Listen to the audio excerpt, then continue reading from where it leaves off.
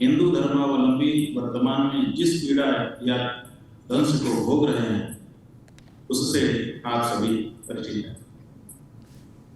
उनको यह पीड़ा मात्र उनके हिंदू होने के कारण मिल रही। उनके घर, आजीविका, संपत्ति, सम्मान, यहां तक कि उनके प्राण सहित उनका सर्वस्व इस समय संकट में है। उनमें भी जो हमारी माताएं, बहनें और बेटियां हैं, उनकी परिस्थिति तो बड़ी ही भयावह है। आज उन हिंदुओं के पास भारत से आशा रखने के अतिरिक्त अन्य कोई भी प्रामाणिक विकल्प नहीं बचा है।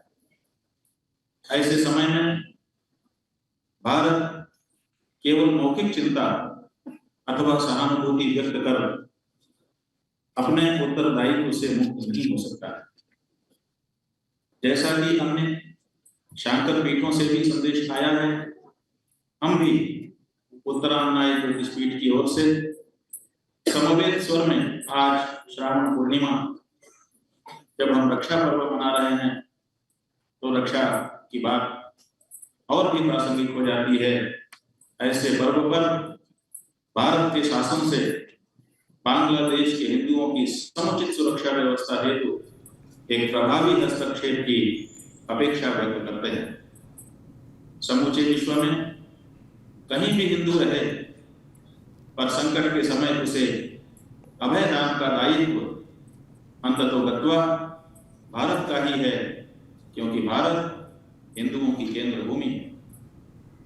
हम ईश्वर से प्रार्थना करते हैं और आशा करते हैं कि भारत का शीर्ष नेतृत्व शीघ्रातिशीघ्र अपने इस दायित्व का निर्वाह तत्पर होकर करेगा।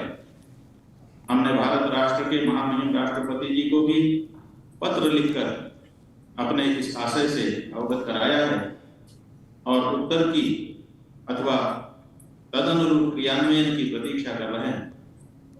हमारा स्पष्ट उद्घोष है, हमारे लिए हिंदू स्वाभिमान सर्वोपरि।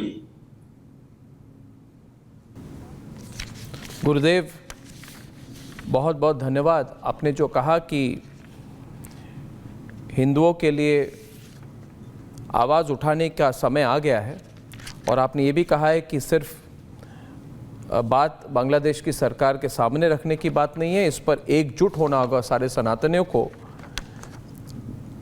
इस विषय पर जो हमारे साथ आज जितने हमारे दर्शक हैं, मैं एक बार और फिर कहना चाहूँगा कि इसी विषय के संदर्भ में, बांग्लादेश के विषय के संदर्भ में हमारे साथ आज, जैसे आप देख रहे हैं, सनातन परंपरा के सर्वोच्च पदों पर पीठासीन हमारे चारों पूज्य जगतगुरु शंकराचार्य जी, जो भारत के हर कोने से आज हमारे साथ जुड़े हैं।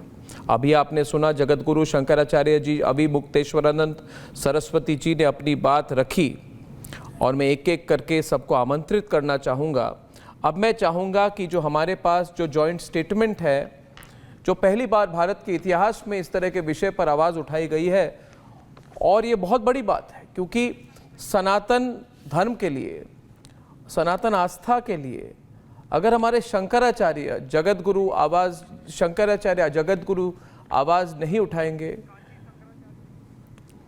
तो मैं चाहूँगा कि कांची कामकोट पीठ के शंकराचार्य स्वामी विजेंद्र सरस्वती जी भी इस जॉइंट स्टेटमेंट को पढ़ें, और जितने हमारे दर्शक हैं